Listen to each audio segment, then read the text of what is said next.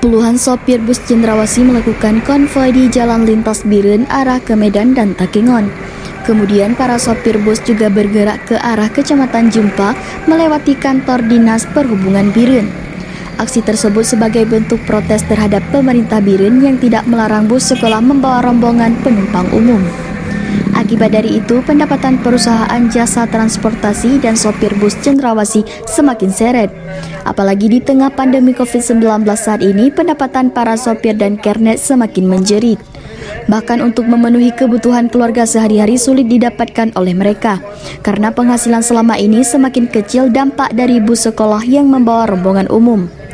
Selain itu, para sopir bus Cendrawasih juga mengecam akan memarkirkan puluhan bus di halaman kantor Bupati Biren jika aksi tersebut tidak direspon oleh pemerintah setempat. Diperkirakan ada sebanyak 300 orang yang menggantungkan hidup pada bus Cendrawasih baik sopir dan kernet. Namun jika tuntutan mereka tidak mendapat solusi, maka khawatir akan bertambah angka pengangguran di Kabupaten Biren.